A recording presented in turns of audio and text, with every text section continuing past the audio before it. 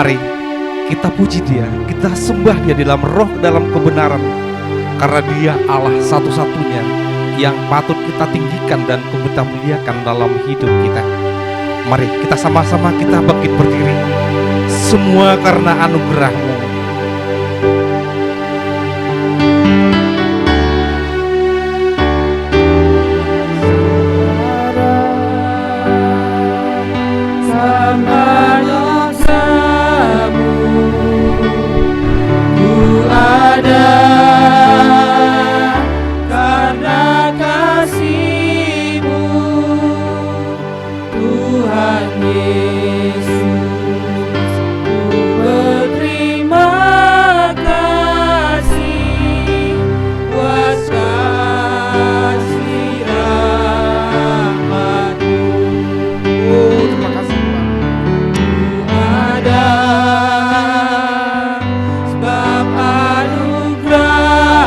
Karena anugerah-Mu Tuhan dalam hidup kami. Semua Tuhan karena kasih-Mu dalam hidup kami. Kami ada hari ini karena kasih-Mu Tuhan. Tuhan karena besarnya, karena kuatnya kami, karena anugerah-Mu yang luar biasa pada hidup kami. Oh terima kasih Tuhan. Kami patut berterima kasih dan bersyukur kepada-Mu. Terima kasih.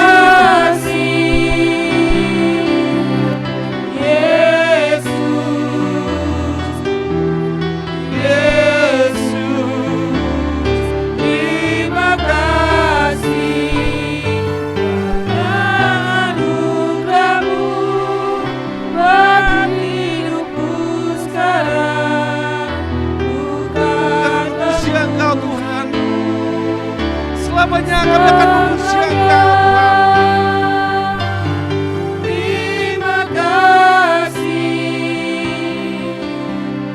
Yesus, Yesus. Terima kasih hanya anugerah-Mu buat hidupku sekarang.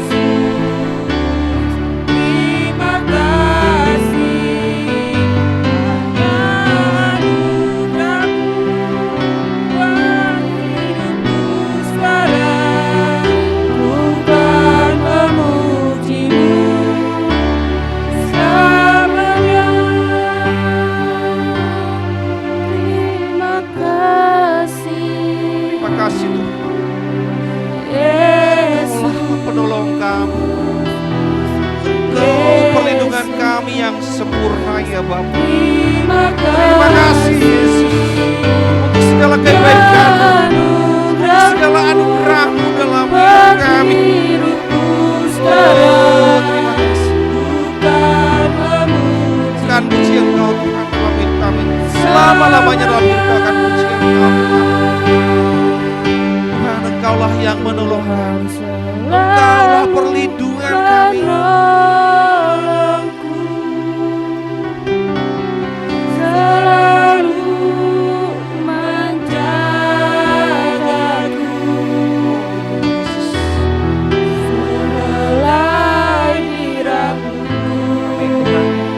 Akan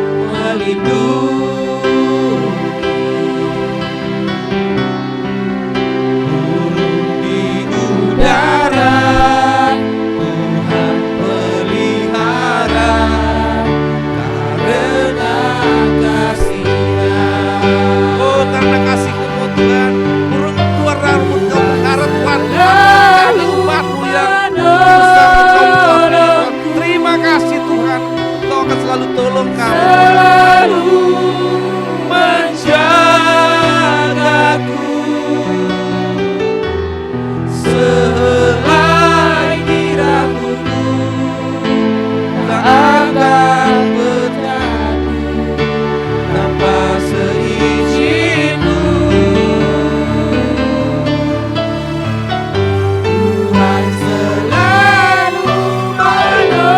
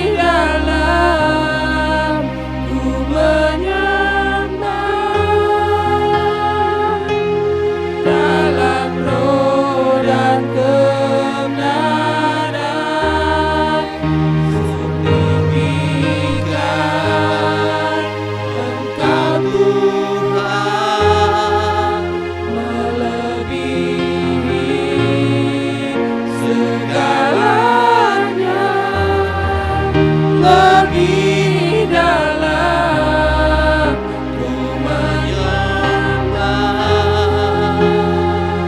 di dalam roh dan kebenaran selamanya.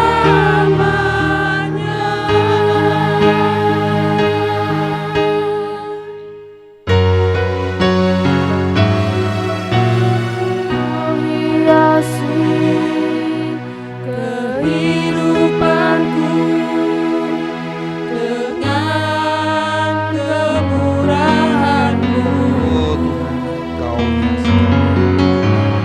Kau rancangkan masa depanku penuh dengan harapan.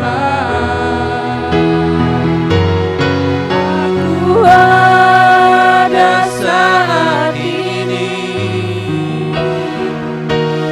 semuanya karena kasih-Mu. Aku hidup hari ini, semuanya kemuliaan-Mu. Terima kasih Yesus, Engkau sangat baik, teramat baik bagiku.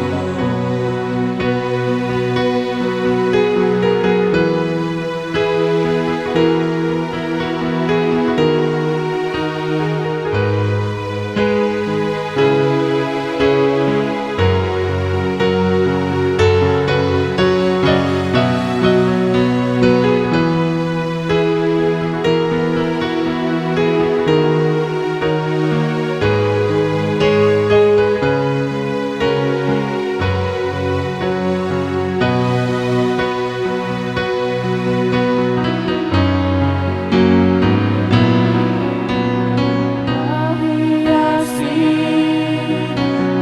kehidupanku dengan kemurahan-Mu. Kau rancangkan masa depanku penuh dengan harapan. Aku ada saat ini, semuanya karena kasih-Mu. Aku hidup hari ini, semua berkat kemurahan-Mu. Terima kasih Yesus, Engkau sangat baik, teramat baik bagiku.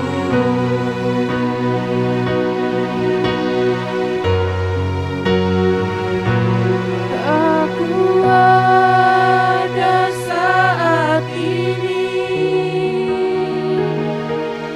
semuanya karena kasih-Mu. Aku hidup hari ini, semua berkat kemurahan-Mu. Terima kasih Yesus, Engkau sangat baik, teramat baik bagiku.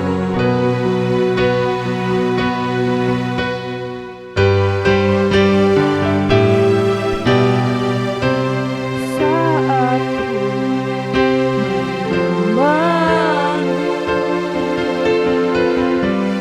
Roh-Mu bekerja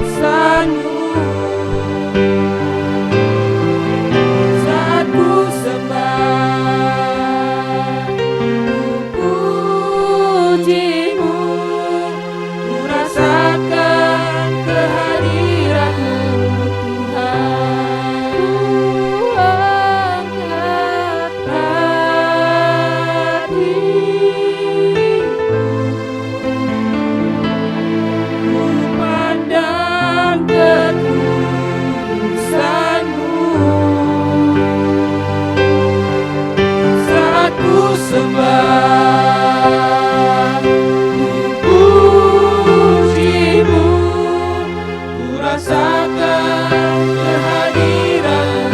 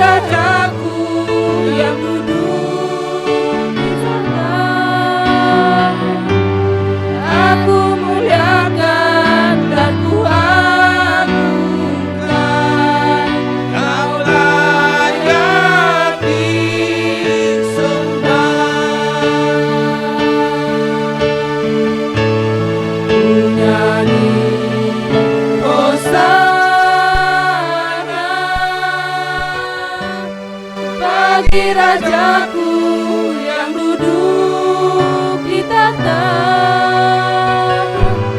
Aku muliakan dan ku agungkan, Kau layak disembah.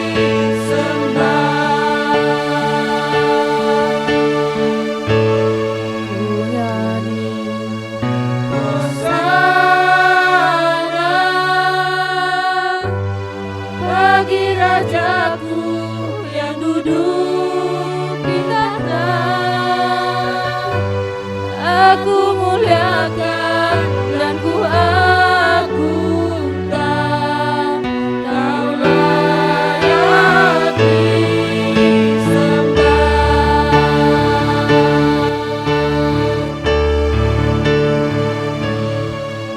Hosana bagi Rajaku yang duduk di tahta. Aku muliakan dan ku agungkan, Kau layak disembah.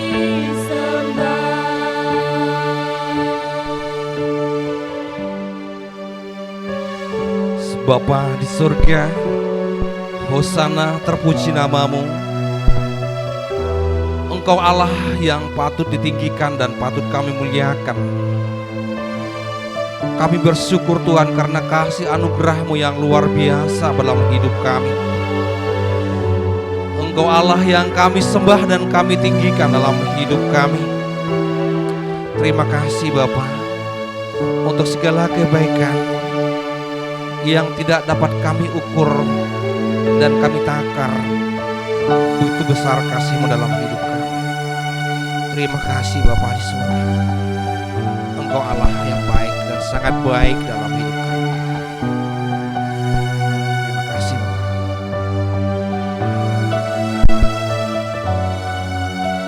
Amin. Bapak Ibu, saudara sekalian,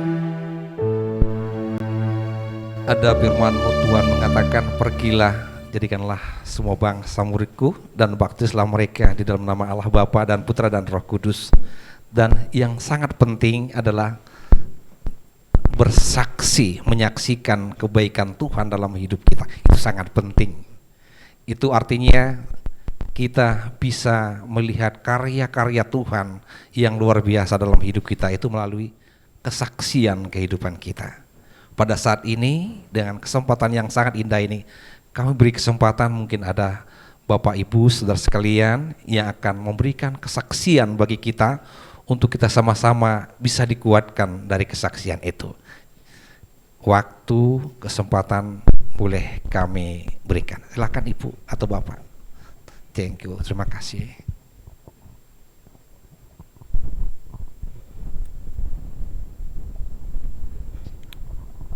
Ya, selamat pagi semua. Ini adalah satu saya tidak tahu menyebutnya bagaimana, tapi adalah satu otodidak ya. Saya tidak pernah berbicara di depan satu ibadah ya. Memang beberapa kali saya pernah kalau disebut saksi saya sedikit ketakutan ya untuk mengatakan saya saksi. Saya terbiasa menyebut itu adalah satu berbagi pengalaman atau sharing saja. Nah, dulu saya ceritakan tahun 99 saya ditugaskan dari perusahaan untuk kerja di kota Samarinda. Nah, keluarga saya juga tahu kota Samarinda adalah kota gelap dan banyak kuasa gelap di sana, termasuk perempuan-perempuannya juga sangat nakal sekali. Nah, saya ini bimbang hidup membujang di sana. Tentu sebagai laki-laki bukan hal yang artinya kuat dalam segala mental. Nah, bagaimana waktu itu saya mencari satu tembok atau dinding untuk membentengi saya. Pertama saya pernah, karena saya keluarga oriental, ajaran semua masih, kalau orang boleh bicara itu adalah totok sekali dan kulturnya sangat kuat sekali.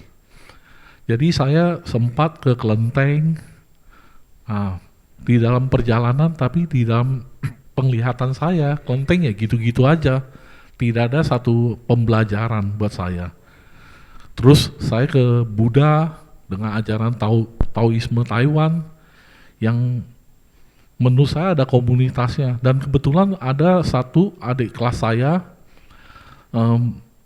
jadi semacam kayak kalau di gereja dia bilang diakon ya, petugas, mereka sudah memakai jubah putih, dan dia waktu itu saya tidak sengaja kenal dia, kebetulan komputer saya rusak.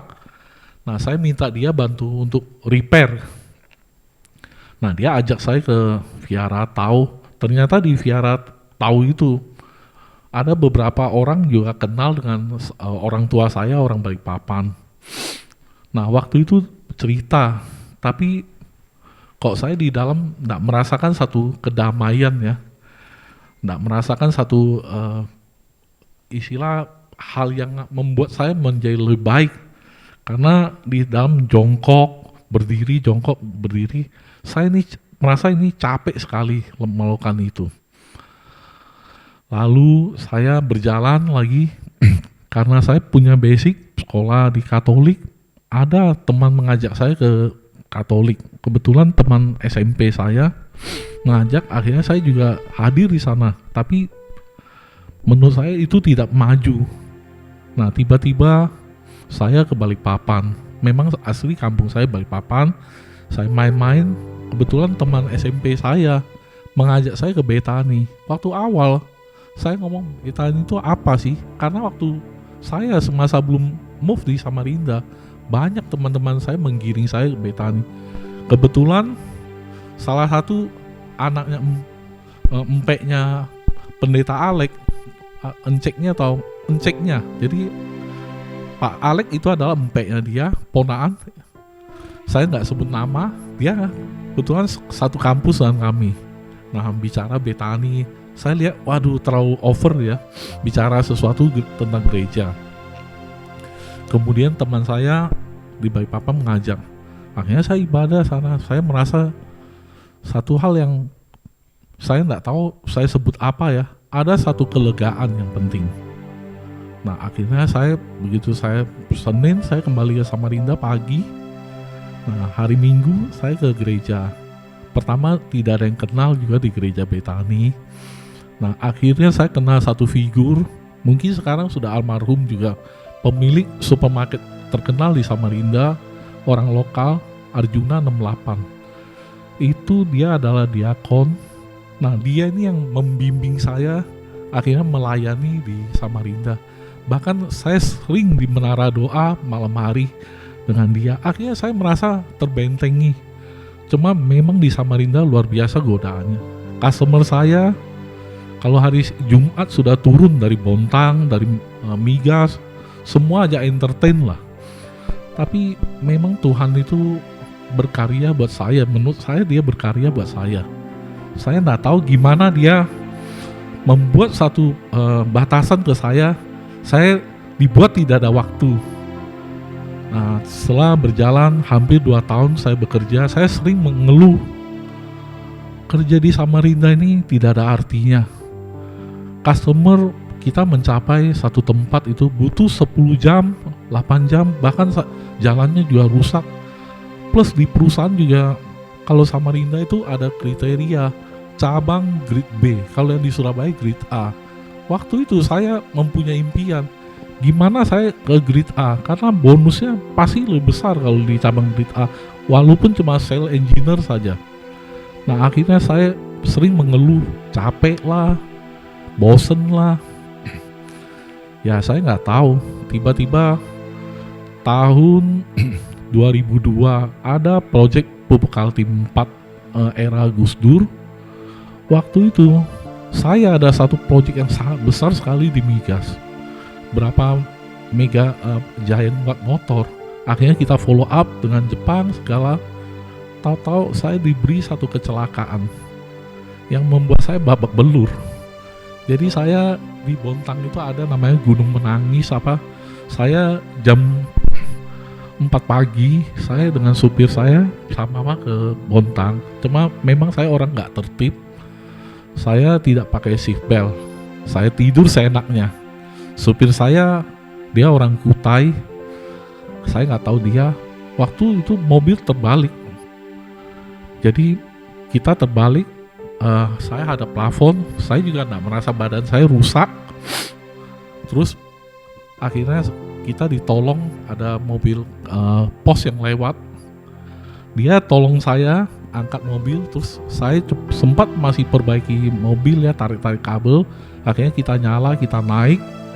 Lalu hebatnya saya begitu sampai di Bontang, saya ada salah satu teman yang Muslim, orang Batak, namanya Pak Lubis. Itu saya tidak terlalu dekat dengan dia. Kebetulan memang menjadi dekat dengan saya karena ya ada sesuatu hal yang chemistry. Sampai hari ini dia sudah pensiun pun kita masih komunikasi. Kalau dia ke Surabaya atau apa, tetap ada kontak-kontak, ketemu, say halo atau apa. Nah itu dia membantu saya untuk rumah sakit. Di rumah sakit apa semua saya dilayani seperti istilah VIP pasien, karena dia sebut saya adalah Willem adalah keluarga saya, tolong dilayani baik, karena dia satu chief engineer di sana. Akhirnya saya dilayani, ternyata dokter sana ngomong, saya ini boleh operasi, harus lakukan operasi. Di foto di daerah cuma isinya cuma cuil sedikit. Ternyata saya sampai di Surabaya. Waktu itu bos saya telepon, suruh saya terbang ke Jakarta akan dilayani. Terus saya memilih putusan ke Surabaya. Akhirnya saya operasi. Ternyata saya ini orang yang istilah tidak taat. 3 minggu dokter ngomong ini sudah baik lah. Akhirnya saya nggak tahu gimana, tiba-tiba lepas. Akhirnya dipasang lagi pen dengan dokter yang sama tapi grupnya. Akhirnya setelah pasang ternyata saya benar-benar parah. Saya tidak boleh pegang mobil, tidak boleh apa-apa, aktivitas ini sangat susah sekali saya.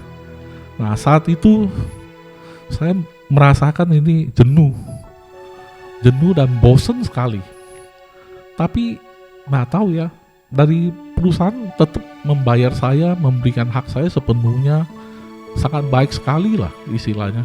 Semua biaya medikal ditanggung semua. Tapi anehnya saya ini kan dulu cerita saya bosen, saya apa. Akhirnya kesempatan saya mau keluar. Ternyata bos saya penuhi saya dan dicarikan tempat di kantor Surabaya, suruh comeback lagi. Gimana? Pertama mereka minta saya jadi office manager, tapi saya menolak karena saya merasa kalau saya jadi office manager, saya akan bertempur dengan orang-orang karena saya sulit istilah di komunitas itu. Saya terbiasa kerja lapangan. Jadi orang kerja lapangan itu ada satu hal keburukan, sifat egonya sangat-sangat besar. Karena kita ke customer, kita bertempur bagaimana mendapatkan satu project, meyakinkan mereka berbaur dengan kita, mengikuti kita, follow ke kita. Nah ini yang saya rasakan luar biasa dari Tuhan. Selama tidak bekerja, tidak aktivitas, di rumah saja tapi tetap dibayar. Akhirnya saya mau masuk kantor Surabaya, bulan Desember bos saya telepon, serah terima ke Samarinda. Saya Januari suruh masuk, ternyata ada direksi di Jakarta bertempur lagi, tidak setuju saya masuk. Nah ada direksi wilayah meminta saya handle customer yang besar menurut mereka tapi hasil kurang. Jadi ada dualisme, tapi dari Surabaya ngomong, Willem ini orang sudah pengalaman, tidak perlu cari customer yang baru. Lebih baik kita manfaatkan untuk kerja yang kiranya sebenarnya prospeknya baik, tapi selama ini tidak memberi satu produksi atau income ke Surabaya. Nah dari Jakarta, nggak bisa, kebetulan memang dia berseberangan dengan saya. Nah dia bilang nggak bisa, harus sama seperti sales yang lain, biar adil. Tapi waktu itu direksi dan owner kebetulan memang anginnya baik ke saya. Akhirnya saya kerja sampai sekarang. Lalu macam-macam setelah kembali ke Surabaya ini juga ada hal yang menggoda. Kesibukan kerja, waktu menyita. Kalau di Samarinda kita jam 3 sore sudah aktivitas sudah nggak ada karena sangat tergantung dengan ekspedisi di daerah kelemahannya itu. Itu yang salah satu membuat saya jenuh. Kalau di Surabaya malam pun masih bisa follow up customer dan kirim barang juga bisa malam-malam. Kadang-kadang ada barang yang VIP, kita ke Juanda ngambil barang macam-macam dari luar negeri, mana karena Surabaya kan kota yang trafficnya sangat baik sekali. Jadi memang menarik. Dan saya pernah juga di perusahaan suruh ke Jakarta kerja. Saya 3 minggu kerja, saya nggak betah. Karena saya rasa kok habis waktu saya, malam jam 8 pun masih kerja. Akhirnya saya kerja, saya larut. Tiba-tiba ya saya nggak cerita apa-apa. Ya perjalanan sekian tahun saya tidak ada masalah. Ya ada berbagai hal menggoda saya. Tiba-tiba tahun 2019 terjadilah era pandemi. Jadi satu wabah mendunia. Nah saat itu kita kan kebingungan sebagai sales, biasa ke lapangan suruh kerja WFH, tentu menyakitkan sekali. Ini sangat tidak happy buat kami. Jadi mau nak mau menjalani. Tiba-tiba ini saya tidak tahu Tuhan menggerakkan Bu Esther Sehingga saya ya sekedar ikut-ikut di Zoom, akhirnya sampai hari ini jadi onsite. Nah itu menurut saya tuh tahu beberapa minggu saya larut lagi dalam hal yang aneh. Jadi ada teman-teman saya hobi minum minuman yang keras, dan saya ini memang satu sales. Kalau untuk minum pasti saya bisa. Karena kenapa? Kami sering hubungan dengan expatriate asing ya, orang Jepang. Rata-rata kalau kita tidak mau minum, walaupun sedikit pun harus minum. Karena memang satu culture-nya mereka. Nah saya diajak, ini Tuhan betul-betul tidak kasih saya jadi peminum. Tiba-tiba adik saya yang tinggal serumah dan orang tua saya sama istri left dari rumah. Ada satu masalah konflik di rumah tangga, saya nggak share ke masalah itu, adalah privasi kami. Cuma saya yang uniknya itu Tuhan membatasi. Jadi setiap hari Sabtu, Minggu, saya kan hari-hari tidak pernah dampingi ibu. Nah saya kebagian jaga, adik saya bisa ke gereja. Akhirnya otomatis saya tidak berkumpul dengan teman-teman saya. Ya, menurut saya Tuhan itu gimana caranya membuat kita ini sebenarnya, saya tidak pernah mencari Tuhan ya. Tapi menurut saya Tuhan itu sayang sama saya. Saya nggak tahu kenapa sayang. Padahal saya bukan orang kuat. Kalau minta pendeta mendoakan, saya ini nggak pede. Saya ini takut karena saya merasa saya tidak pernah membuat satu hal yang baik buat Tuhan, dan saya merasa diri saya tidak layak ya untuk menghadap atau meminta-minta, dan meminta pendeta atau meminta Tuhan kan kasih tugas ke Tuhan kan juga tidak adil ya. Sementara kita nggak pernah kontribusi ke dia. Kalau kita sales kan kerja kan harus kontribusi ke perusahaan baru minta kebaikan. Jadi saya itu selalu mengandalkan logika. Nah, minggu lalu saya sempat chatting dengan Bu Esther. Bu Esther ngomong, tidak Willem, Tuhan itu maunya kamu sangat bergantung dengan dia. Dari itu saya mulai mengerti apa maknanya kita memiliki Tuhan. Itulah Tuhan jadi Bapak kami, dan kita ini bebas berkeluh kesah ke dia, bukan memberi beban ke dia. Jadi jangan merasa diri itu lebih tinggi atau mampu, padahal kita ini bukan apa-apa. Lah bayangkan, kalau saya saat kecelakaan, kalau tidak ada kebaikan Tuhan, tidak ada pohon yang tahan, mungkin mobil langsung bye-bye ke bawah jurang. Terus orang kantor pos kita juga nggak kenal. Kalau di daerah persaudaraan itu sangat tinggi. Dan saat itu mau masuk kantor Surabaya, kalau Tuhan nggak baik, tentu saya juga posisinya dijepit di bawah. Tapi biar bagaimanapun itu satu proses. Buat saya tidak ada masalah. Bahkan kemarin saya mau berjuang ke sini, saya punya trip tidak karu-karuan, delay juga banyak. Tapi ya puji Tuhan saya tetap seger aja. Jadi saya percaya bukan saya yang baik ke Tuhan, Tuhan yang sangat baik ke saya. Hanya itu saja. Mungkin kalau disebut ini kesaksian, sebenarnya kalau saksi berarti hal itu sudah pasti terjadi ke semua orang. Kalau menurut saya ini adalah satu pengalaman saja yang saya coba berbagi sedikit, tapi tentu tidak semua sempurna. Jadi ya saya harap teman-teman mempunyai pengalaman atau apa, kalau memang minta di sharing, ya akhirnya saya coba bicara. Terima kasih kesempatan ini. Makasih, mungkin di lain waktu kalau mau sharing hal yang lain, saya akan bantu kalian semua. Ya, thank you. Terima kasih Pak Willem, saudara diberkati ya. Saya yang paling terkesan adalah Pak Willem berkata, bukan saya yang cari Tuhan, Tuhan yang cari saya.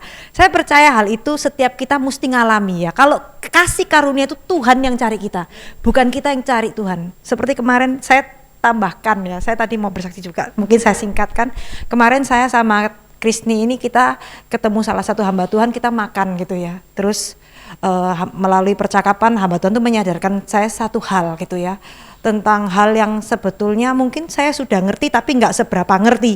Sampai kemarin tuh disingkapkan secara gamblang sehingga saya mudah mengerti. Waktu pulang saya pikir gini, Tuhan, aku minta ampun ya, kok lama baru mudeng gitu ya. Padahal kan simple, tapi kok lama baru mudeng gitu. Terus saya bukan tentang, jadi saya mikir gini, Tuhan, saya minta ampun, kok lama baru mudeng. Padahal hal ini simple. Tapi Tuhan itu, pernah nggak ya saudara, kita itu kayak merasa, Tuhan aku mau mengasihi Tuhan, aku mau berikan persembahan kepada Tuhan, aku mau taat sama Tuhan. Padahal Tuhan itu just mau kita itu relax ya. Surrender itu bukan, aku mau cinta Tuhan, aku mau sayang Tuhan. Surrender tuh kamu tenggelam di dalam kasihnya Tuhan. Dan waktu saya merenungkan itu ya, saya cuma mikir gini, Tuhan ini hal simple aku ndak mudeng. Tapi Tuhan tidak pernah nyalahkan aku loh. Tuhan tidak pernah ngotot ngoyo suruh aku bereng cepet naik gitu ya. Dan di situ saya sadar, Tuhan kasih-Mu tuh begitu besar ya. Saya waktu tadi pagi saat teduh saya berdoa, saya tidak bisa punya kata-kata. Saya cuma bisa kayak di pikiran saya cuma kasih Tuhan tuh begitu luar biasa, begitu panjang sabar menantikan kita ya.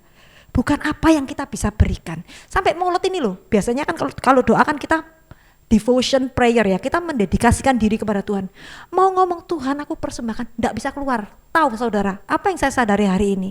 Apa yang kita mau persembahkan kepada Tuhan tidak ada bandingannya dengan apa yang Tuhan nyatakan di dalam besarnya kasih-Nya. Jadi kalau kita itu bisa selalu menenggelamkan diri di bawah kasih Tuhan yang begitu luar biasa, itulah persembahan yang terbaik kita. Tinggal di dalam kasih-Nya Tuhan, tempat perhentian. Bukan kita ngotot mau mengasihi Tuhan. Saya pun ya gak sadar ya, ternyata dengan kekuatan saya ngotot. Tuhan gak suruh gitu, Tuhan suruh saya lebih santai supaya dia ngalir, tapi saya ngotot gitu ya. Itu yang saya sadar. Oh Tuhan saya mau minta ampun ya, Tuhan saya minta ampun, saya nggak mudeng. Tapi Tuhan itu bahkan tidak menyalahkan loh.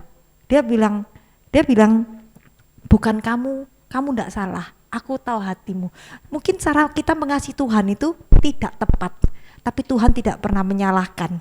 Jadi kita juga nggak perlu kayak merasa nggak layak atau merasa nggak bisa memenuhi seperti yang Tuhan mau. Karena Tuhan itu dia Bapak yang membawa kita step by step. Bukan 100% kita harus langsung bisa memberikan apa yang dia mau. Karena kalau kita yang mau layak, itu kita bergantung perbuatan ya. Oke, itu kesaksian saya. Mungkin Pastor, please. No.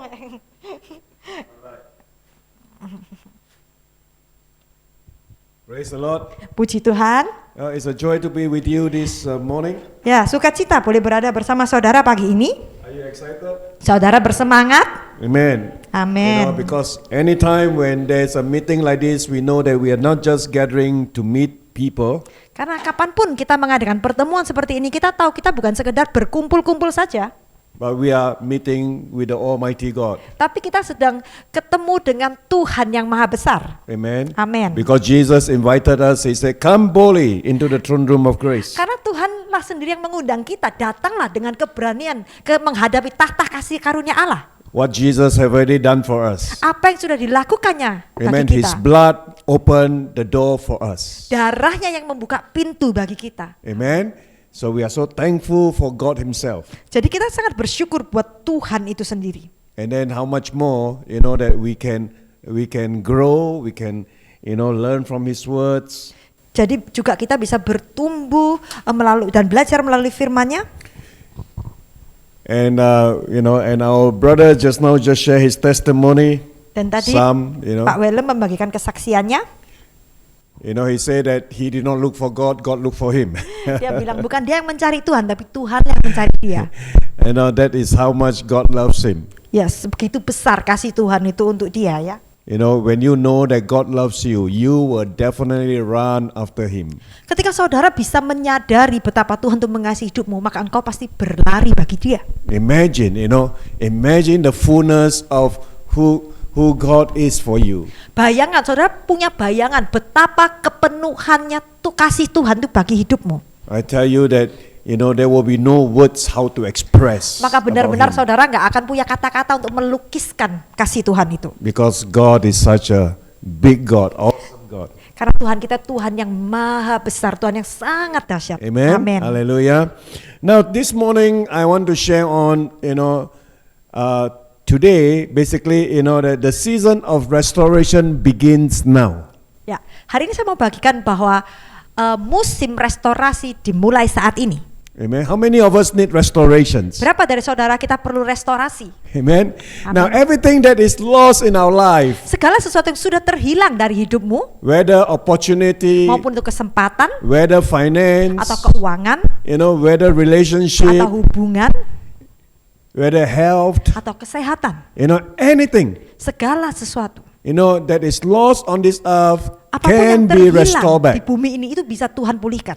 Amen. Amin. There's no such thing that cannot be done. Nggak ada yang tidak bisa dipulihkan. Even, Bahkan the loved one that we have lost sometime. Bahkan orang-orang yang kita kasihi yang mungkin sudah terhilang, Died in accident, mungkin meninggal di died in kecelakaan, COVID-19, meninggal di COVID.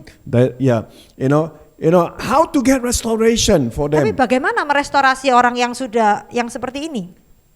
God knows. Tuhan tahulah, Tuhan yang tahu caranya. Just like how Job, Seperti Ayub, he lost his 10 sons. Ayub kehilangan his 10 10 children. anaknya. 10 children, all right? And so the Bible tells us in the book of Job chapter 42, I think verse 10 onward, dan di Ayub 42 Alkitab berkata that God restored back double, for Job. bahwa Tuhan tuh memulihkan double buat Ayub. Let's say for example, the sheep that he lost, that when God restored, it was double the number.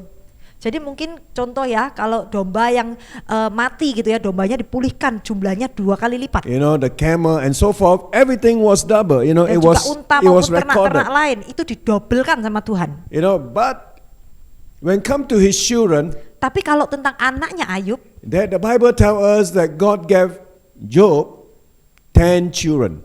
Alkitab berkata bahwa Tuhan itu memberikan Ayub 10 anak. He lost 10. Dia kehilangan 10. By right, if double means 20 children on earth. Kalau double berarti 20 ya. Why only 10? Tapi kok cuma 10? Because the other 10 is in heaven. Karena 10 yang satunya naik ke surga ya. Amen. Amin, saudara. And that's so true.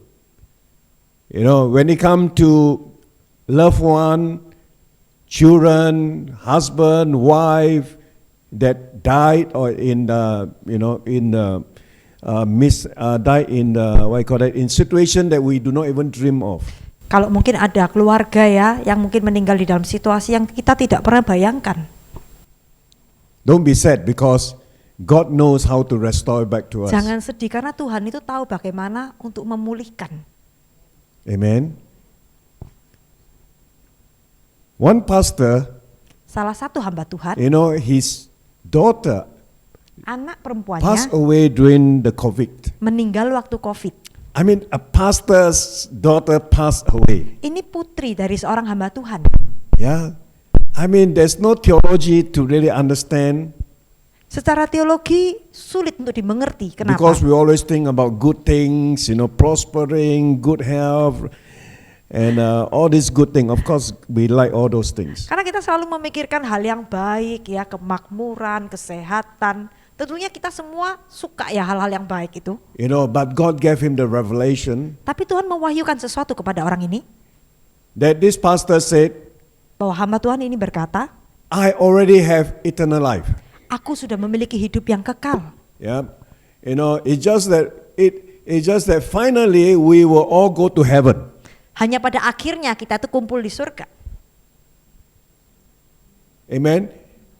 And that's the time where no sickness, Baru di situ ya no tidak suffering, ada sakit, tidak ada no penderitaan, evil. tidak ada kejahatan. But right now Tapi saat ini we are still living in a fallen world. kita masih hidup di dalam dunia yang terjatuh dalam dosa. Amen. It's just the place that we are in right now. That's all. Ini hanya tempat yang saat ini kita berada. And so if we are in this world right now, Jadi kalau kita sementara ada di tempat di bumi ini, in the fallen world, di tempat di dunia yang sudah jatuh ini, Yeah, so to see sickness, to see damage, to see kesakitan, evil, to kehancuran, see, melihat kejahatan, it's normal. normal itu saudara. Amen. But of course, we do not have to live in this kind of normal. Tapi tentunya kita tidak perlu harus hidup di dalam normalnya ini ya. Yeah, we can live, with the kingdom of God on this earth. Kita bisa hidup di dalam kerajaan Allah di bumi ini. Amen. Amin. And so God can even restore back. Jadi Tuhan tuh bisa memulihkan Sometimes kembali. we don't even understand, Kadang-kadang kita pun nggak paham, but God knows. tapi Tuhan tuh God mengerti. is always right. Tuhan tuh selalu benar. Can someone say amen? Katakan amin. Amen. All right. So this morning, Jadi as I pagi said, the ini- title of the sermon is, the season of restoration begins now. Judul dari khotbah saya adalah musim pemulihan dimulai saat ini. I want to introduce you to a prophet. Saya mau memperkenalkan saudara kepada seorang nabi. If you come in contact with him, Kalau saudara ini bersentuhan dengan nabi itu, you know that whatever thing that you lost jadi apapun yang mungkin terhilang dari will be hidupmu, restored back to you. itu akan dipulihkan. And that prophet, his name is Elisha. Dan nabi itu namanya Elisa. All right? Elisha. Elisa. When he received the double portion, Ketika Elisa menerima double porsi, that's where he begin, his ministry began with restorations. di situ pelayanannya dimulai dengan pemulihan. And so he went to Jericho, Jadi ia ke Yeriko and the Bible tells us that at Jericho the water was very bad. dan dia ke Yeriko dan orang-orang di situ berkata bahwa air di Yeriko itu tidak baik. Yeah, and because of the bad water in Jericho, Karena airnya di Yeriko itu tidak baik, many people suffer. banyak orang menderita, Some people even died because of ada the yang water. mati karena airnya itu tidak baik. And so even because of that bad water, even crops doesn't grow well. Bahkan karena airnya itu tidak baik, jadi tumbuh-tumbuhan itu tidak dapat bertumbuh dengan baik. And so that land, all the land around there become barren. Jadi tanahnya itu menjadi tidak Unfruitful. subur, tidak bisa menghasilkan. And so he asked for a plate of salt. Jadi waktu itu Elisa dia minta 1 piring garam, So he went to the fountain, dia ke water mata air source, itu, and he threw the salt in there. dia memberikan garam itu di situ. And then the water got healed. Lalu seketika itu air itu disembuhkan. And so no more death, no more Jadi barrenness. tidak ada lagi kematian, tidak ada lagi kemandulan. Amen. That is Amen. called restoration. Itulah namanya pemulihan. And then we follow on, the next chapter. Lalu kalau kita ngikuti di bab berikutnya, There's so many other things. ada hal yang lain. I just want to follow the chronological of this what Elijah did. Ya. And so chapter 3 it's about 2 Kings chapter 3. 2 Kings chapter 3 is about God's army, 2 Raja-Raja 3 itu tentang prajuritnya Tuhan that's going to fight against Moab. yang akan melawan Moab. And in the journey they found no water. Di perjalanan itu mereka tidak bisa menemukan air. And so the army is dying if they don't have water. The animals also will die if they don't have water. Ya, jadi tentara itu akan mati karena di situ nggak ada air. And so Jehoshaphat, know that Elisha, is a prophet. Dan That's able Yosafat, to give them dia the itu solution. menyadari bahwa Elisa itu adalah seorang nabi dan dia bisa memberikan solusi. Alright, and so definitely Elisha gave them the solution, Jadi Elisa itu memberikan solusi and then the water came. dan air itu They got the keluar. water. Yeah, God made the Mereka water dapat come air. to them Ya, dan Tuhan memberikan mereka air, so that they have water to drink. jadi mereka bisa minum air itu. Amen. Amin. And then they went to fight against Moab, and of course they Baru had the melawan orang victory. Moab dan mereka bisa menang. And also when in 2 Kings chapter 4 about the creditor that want to come and and collect the debts that the woman's husband owe. Ya, di 2 Raja 4 tuh mengisahkan seorang yang penagih hutang ya, yang menagih hutang kepada seorang janda. And then he asked the widow, he said that, what do you have in the house? Lalu dia menanyakan kepada janda itu, apa yang kau punya di rumahmu? And a little bit of oil, Lalu jandanya berkata, aku punya sedikit minyak, And so miracle take place. dan mujizat terjadi. And so he brought restorations for Jadi that dia widow. mendatangkan pemulihan kepada janda itu. Amen. Amin. And then Elisha moved on. Lalu Elisa juga melakukan hal yang lain. You know that there was poison there was a poison in their food. Waktu itu ada makanan yang ada racunnya ya. All right. And so Elisha just put some flour and then and there was no more poison. So he restored back even Dan waktu itu food. makanannya dikasih tepung ya, lalu makanannya jadi bisa dimakan lagi. And of course he feed the 100 men with 20 loaves. Lalu Elisa dia memberikan makanan 100 orang dengan 20 roti. Yeah. Just like how Jesus fed the 5,000. Seperti Tuhan Yesus memberikan makan kepada 5.000 orang. And there was leftover. Dan itu ada sisanya. Amen. Loaf not enough. Rotinya padahal nggak cukup. Yeah. But when restoration come, it's more than enough. Tapi ketika pemulihan terjadi itu menjadi lebih dari cukup. How many of you wants restoration? Berapa dari saudara mau pemulihan? And so of course then we continue on, that when he met Naaman was healed of his leprosy. Jadi lanjut ya apa yang dilakukan oleh Elisa ketika dia bertemu Naaman itu dipulihkan dari sakitnya kusta. And sad to say that his servant Gehazi, become a leper. Tapi sedihnya bahwa Gehazi akhirnya yang kena ya. Yeah. But that was not the end of the story for Gehazi. Tapi itu bukan akhir ceritanya buat Gehazi. Gehazi too received his restoration. Pada akhirnya Gehazi pun terima pemulihannya. Yeah, in the book of 2 Kings chapter 8, later we will open up. Di 2 Raja 8. And so one day the axe head fell into the river. Suatu hari kapak ya. Kapak itu jatuh ke sungai. And Elisha just put a stick Dan into the water Elisa and dia then menaruh recover. So tongkat kayu ya ke dalam air, so there's restoration. maka ditemukan kembali kapak itu. Amen. And Itu of ada course, pemulihan. I purposely kept away the tsunami woman story. Saya Chapter 4, sengaja chapter 8. tidak membagikan kisahnya wanita Sunem itu. And so when Elisha, when he died, Dan Elisa bahkan ketika dia sudah mati. right? And so one day there was a funeral service that they want, that the Jews want to bury this man. Suatu hari ada orang Yahudi yang mati dan mereka mau menguburkan orang ini.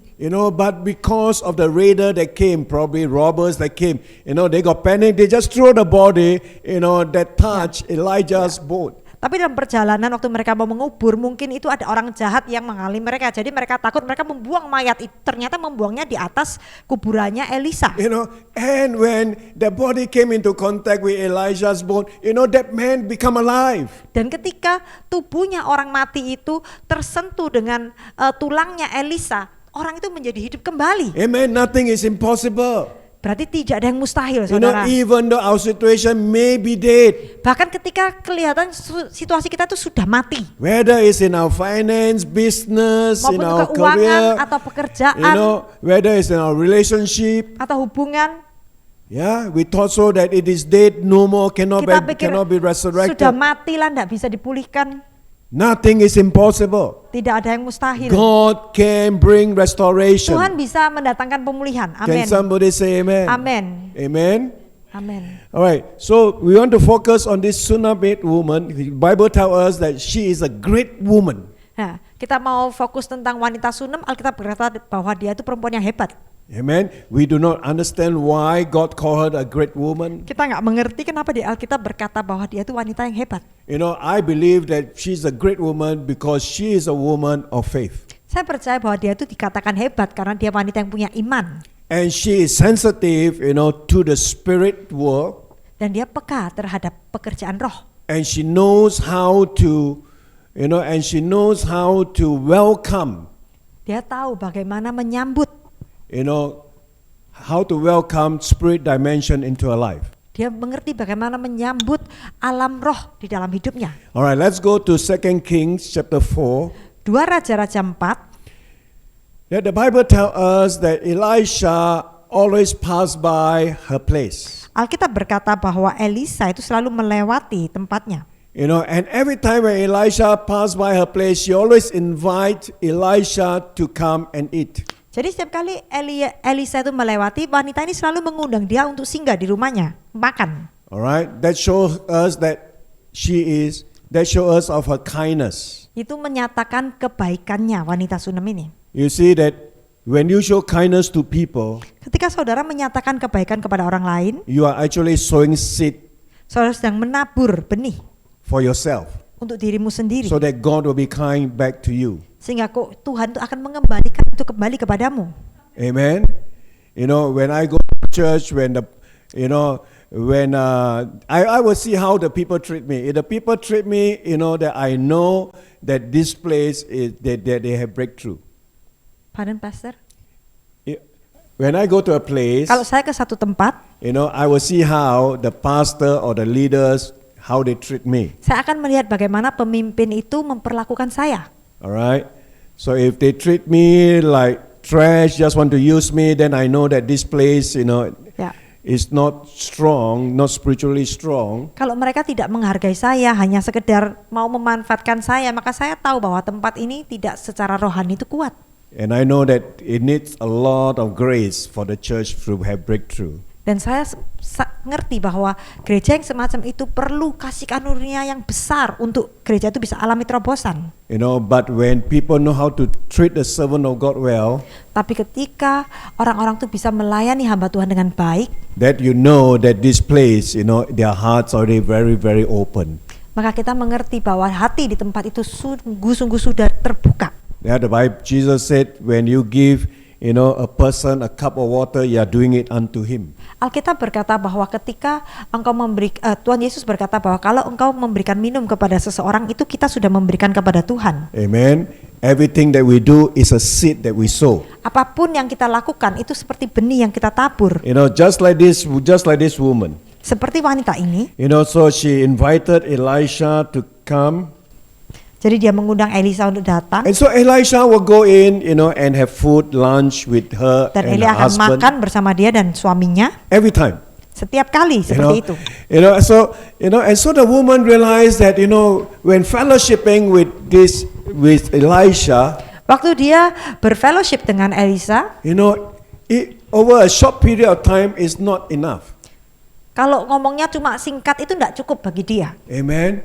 It's like I don't have enough of Elisha. Jadi wanita ini merasa nggak cukup ya, dia mau diberkati lebih oleh Elisa. Next time must invite him to come and stay. Lain kali harus undang dia tuh sampai tinggal nginep.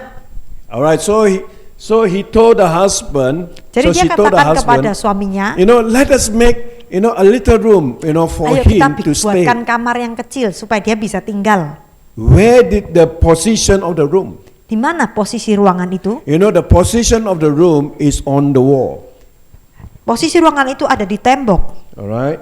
Now 2 Kings chapter 4. 2 Raja-Raja 4.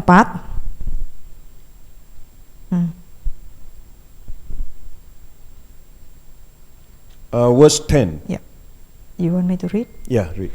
Baiklah, kita membuat sebuah kamar atas yang kecil yang berdinding batu, dan baiklah kita menaruh di sana baginya sebuah tempat tidur, sebuah meja, sebuah kursi, dan sebuah kandil. Maka apabila ia datang kepada kita, ia boleh masuk ke sana. Alright.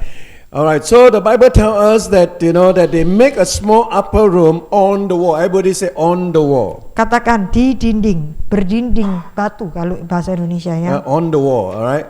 So I don't know your bahasa what the translator put. So do you know that about this what is his name? Jehoshaphat. Saudara ngerti ya Yosafat? No. Hezekiah. Hezekiah, got extra 15 years to live, right? Tuhan memperpanjang umurnya selama 15 tahun. So Hezekiah, they had a restoration, of being sick, got well, and then God add 15 Jadi years Hizkia into itu his life. mengalami pemulihan ya. Dia dipulihkan dari sakitnya dan diperpanjang umurnya 15 tahun.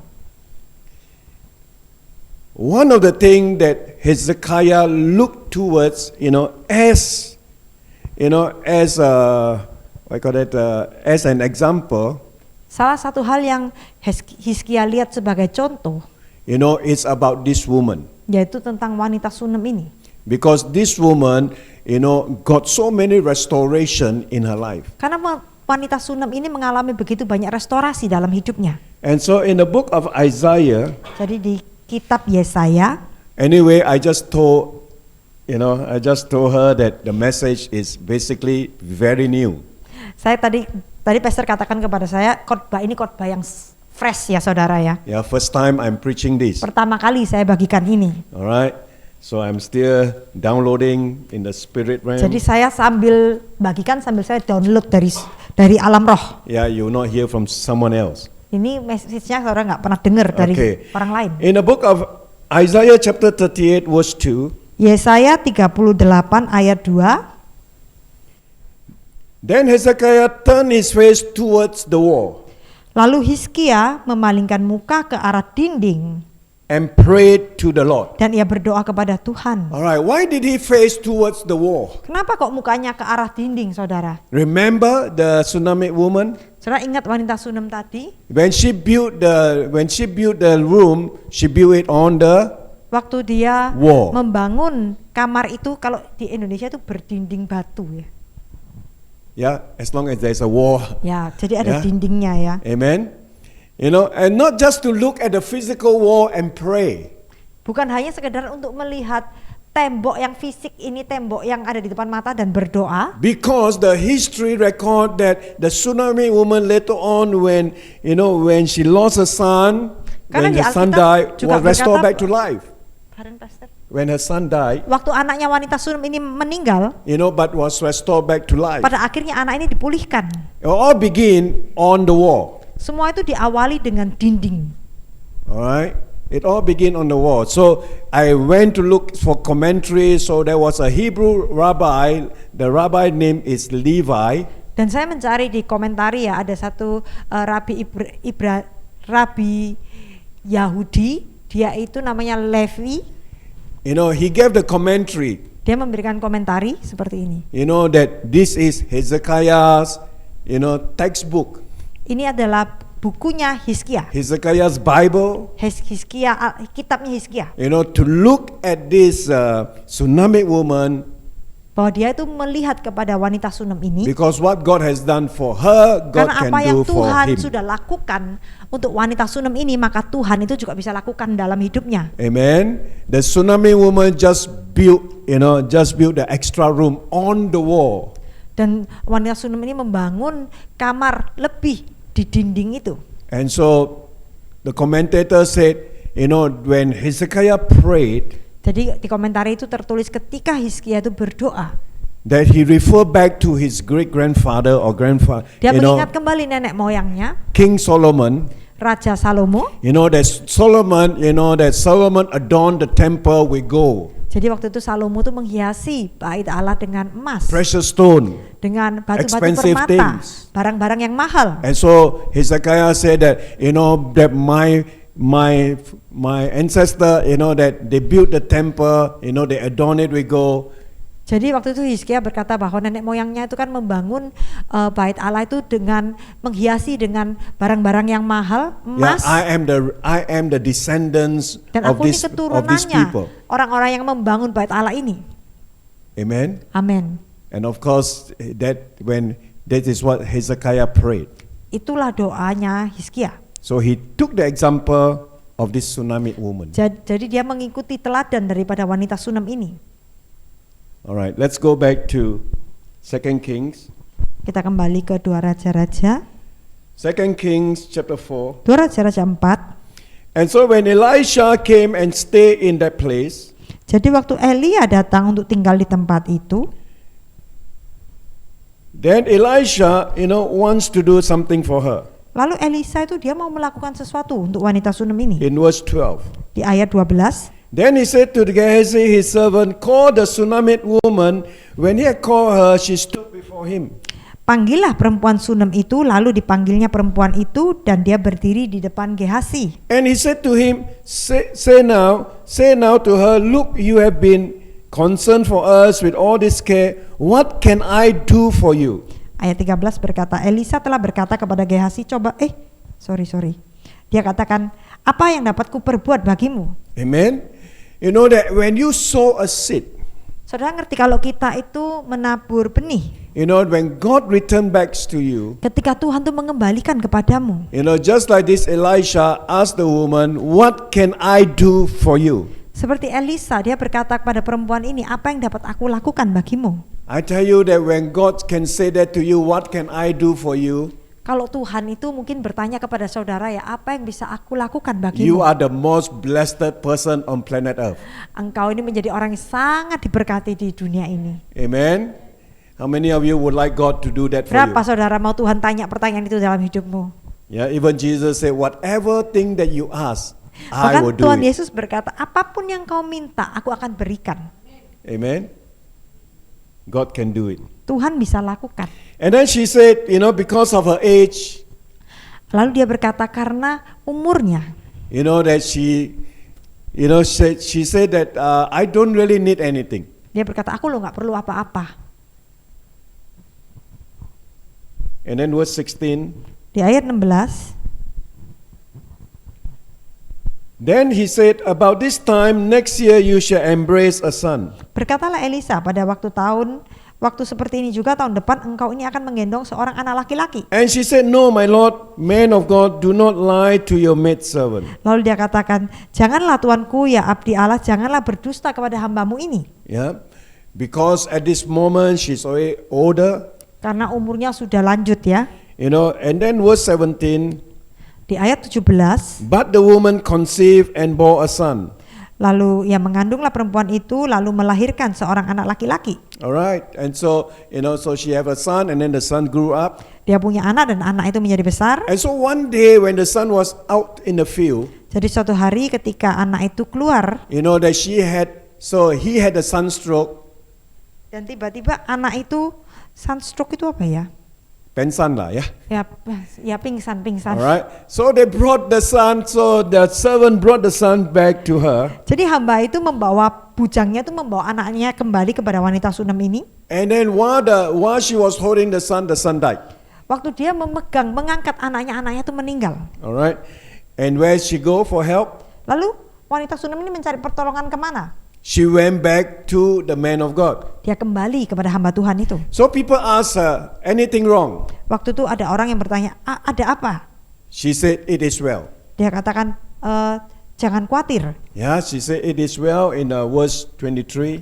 Ya, di ayat 23 dikatakan jangan khawatir. All right, you know, so when a person who walks in faith Seseorang yang berjalan dalam iman will never doubt, tidak akan ragu, will always be positive. selalu positif. Even though, you know, at the moment, just like this woman saw, you know, that the son is already dead, for her, it is still well. Ya, ada terjemahan lain yang berkata semua akan baik-baik saja ya. Jadi seseorang wanita yang memiliki iman meskipun dia mengalami keadaan di mana seperti anaknya mati ini, tapi dia akan katakan semua baik-baik saja. Because she believed that Elisha is able to bring the restoration, bring back the son back to life. Karena dia percaya bahwa Elisa sanggup untuk memulihkan dan menghidupkan kembali anaknya. And then of course Elisha came to the house. Jadi Elisa tuh datang ke rumahnya, He went up to the room. dia masuk ke ruangannya You know, he put his mouth on the mouth of the son. dan dia tempelkan ini bibirnya kepada bibirnya Yeah, anak itu, his hand on his dan hand. tangannya juga diletakkan di tangan anaknya, And then suddenly the son come alive. dan I mean tiba-tiba the little boy anaknya come tuh alive. kembali hidup ya. And then he sneezed 7 times. Dia mulai bersin 7 kali. Yeah, 7 means complete, perfect. 7 kali itu angka 7 berarti sempurna. Amen. And so this Tsunami woman, you know, had a restoration. Jadi wanita Sunem ini mengalami pemulihan. And so this is the first time she had a restoration. Ini pertama kali dia alami pemulihan. And then of course after this chapter 4, then there was a famine, Dan kita tahu di ayat berikutnya ya bahwa ada kelaparan di negeri itu, yeah, in Samaria. di Samaria.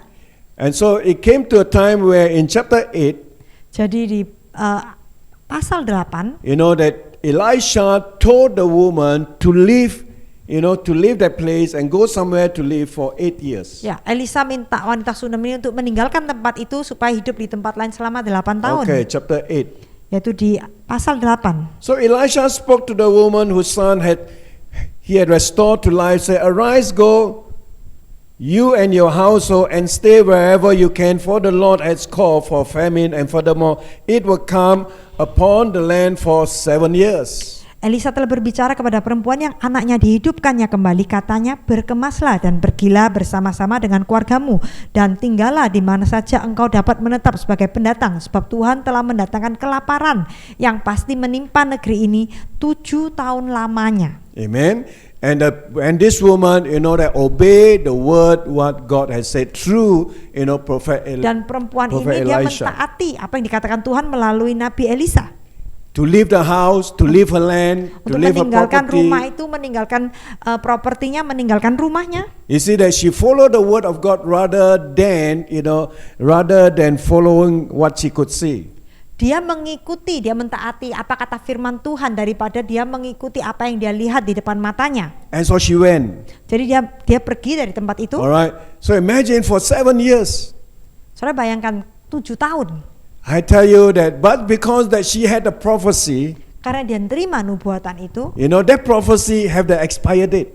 nubuatan itu juga ada kedaluarsanya ya saudara. Because it was already mentioned 7 years. Karena hanya ditetapkan 7 tahun. And so wherever she was at, that every day she'll mark the calendar, oh, it's coming nearer, that restoration Jadi is setiap coming hari near. dia itu menghitung ya, oh restorasi itu sudah lebih dekat 1 hari. I do not know what happened to my house, to my land. Dia nggak tahu apa yang terjadi pada rumahnya, pada tanahnya, aset-asetnya. I do not know whether someone else will stay in my land. Nggak tahu apa rumahnya sudah ditinggali orang lain, tanahnya sudah diambil But orang I lain. know that restoration will come. When Tapi I yang go dia back. yakini adalah restorasi itu pasti terjadi. Amen. Amin. And so when 7 Amen. years came, Jadi 7 tahun itu tiba, that Gehazi was talking to the king.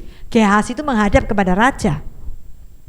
Remember Gehazi in earlier on chapter 5, that he become a leper. He had he had Gehazi tadi yang leprosy. di ayat 5 dia kena itu ya kusta. Amen. But chapter 8, Tapi di pasal 8, that he's no more a leper. Gehazi tidak lagi sakit kusta. Amen. Something happened to him. Berarti sesuatu terjadi kepada Gehazi. Because he walked with this prophet, the prophet who is a prophet of restoration. Karena dia berjalan dengan seorang nabi yang punya urapan pemulihan. Amen. Amen. Everything that was lost can be Segala restored back. sesuatu yang terhilang itu bisa dipulihkan. Can someone say amen? Amin. And so he too was restored back. Jadi dia pun dipulihkan And so he was talking to the king. dan dia ngomong-ngomong sama raja. And so the king wants to know, that the great things that Elisha, the prophet, had done. Dan raja itu pengen tahu apa yang sudah dilakukan oleh Elisa. And so Gehazi told him the story about this Shunammite woman. Jadi Gehazi itu waktu itu menceritakan kisah tentang wanita Sunem ini. And it was not by accident when he shared the story about the Shunammite woman. Dan bukan secara kebetulan ya ketika Gehazi itu bersaksi tentang kisahnya wanita Sunem ini. Amen. So he was just, sharing the testimony. Dia hanya sekedar bersaksi waktu itu Gehazinya. Because the Bible tells us that, that the testimony of Jesus is the prophecy, Ya, karena Alkitab berkata bahwa kesaksian Yesus itu adalah roh nubuat. Spirit of prophecy. Every time when we share about Jesus, Setiap kali ketika kita itu membagikan tentang Yesus, when we give testimony, ketika kita bersaksi, basically it's a spirit of prophecy that is itulah been roh released. roh nubuat yang dilepaskan.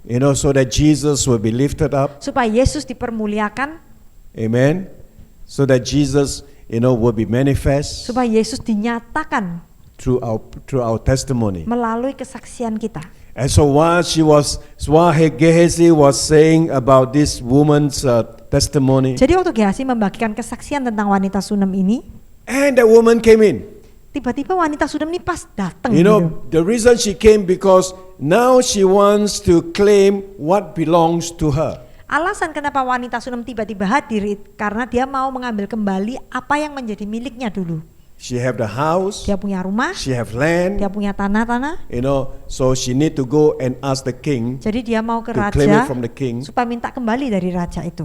And so when the king saw that woman, Waktu raja itu melihat wanita Sunam after ini, hearing her story, dan pas saat itu dia baru dengar kisahnya dari Gehazi in verse 6, di ayat 6.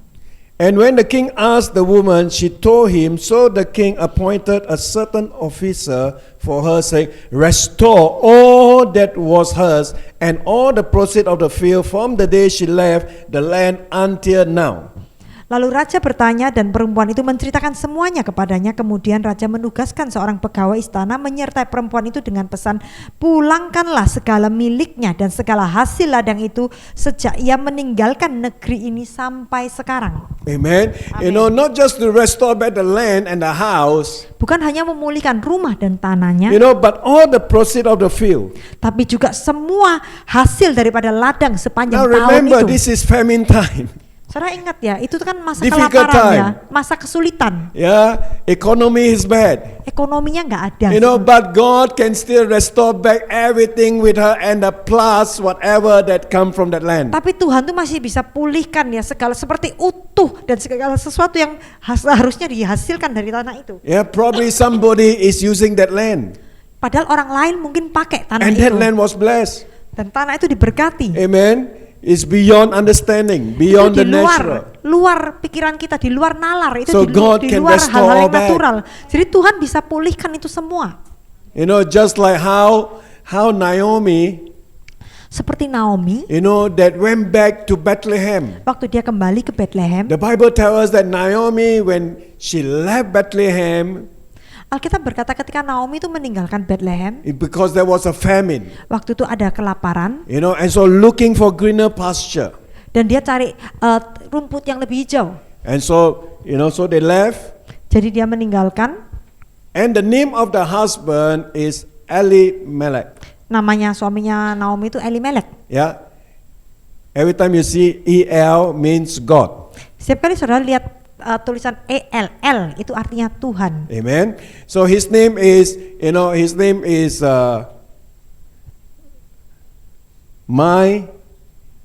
my strength is God or Ya, something like that. namanya artinya itu kekuatanku itu Tuhan. Alright, let me just check. Sebentar ya.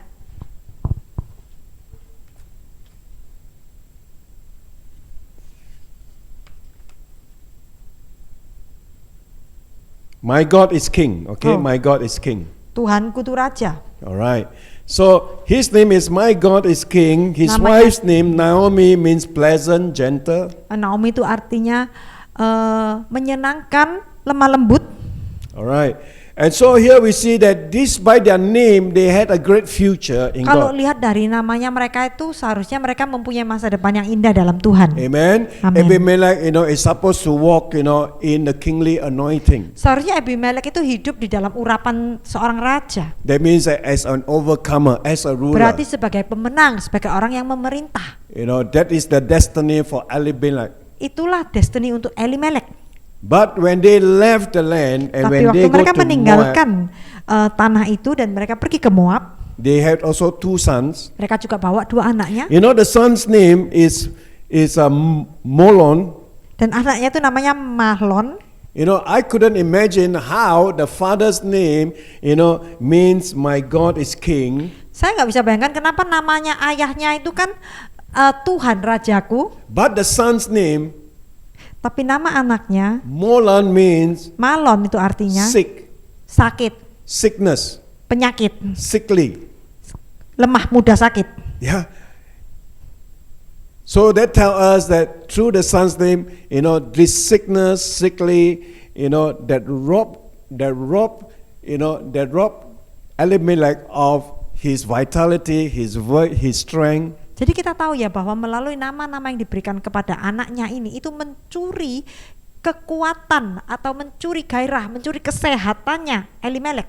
And then the other son's name, Chilion, Dan juga nama anaknya yang satunya namanya Kilion, wasting away. itu artinya sia-sia, Yeah, wasting away. sia-sia. And so that was what happened to Naomi and to the whole family. Dan itu yang terjadi kepada Naomi dan sekeluarganya. And so, and of course the man died.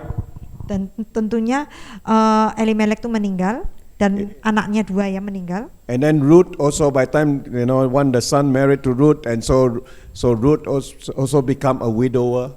Dan salah become a satu widow. Daripada anaknya menikah dengan Ruth, dan waktu itu Ruth menjadi janda. And so this time they went back to Bethlehem. Dan mereka kembali ke Bethlehem ya, Ruth dan Alright. Naomi. And so at Bethlehem, that's where restoration began. Di Bethlehem tuh restorasi terjadi. And of course we know that they met their kinsman redeemer by the name of Boaz. Bahwa kita mengerti ya, mereka menemukan penebus mereka yang namanya Boaz. See, Boaz, his name means swiftness. Boaz itu artinya kecepatan. Yeah? How many of us can believe that when restoration start, Amen. it will be very swift, very Berapa dari quick? saudara God percaya can do bahwa the ketika accelerations. pemulihan terjadi, itu akan terjadi sangat cepat. Amen. And Amen. so this season, we believe, that there will be a great acceleration that will take Di place. musim ini kita percaya bahwa akan ada pemulihan terjadi. Amen. Amin. And of course through the marriage of Ruth and Boaz, Kita percaya bahwa melalui pernikahan Boaz dan Ruth, they had a son. mereka memiliki seorang putra. So when the son was born, Ketika putranya itu they dilahirkan, brought the son, mereka bawa anak itu to Naomi. ke Naomi. In the book of Ruth chapter 4 verse 15, Dan Rut 4 ayat 15. let's look to it. Kita sama-sama buka Rut 4:15.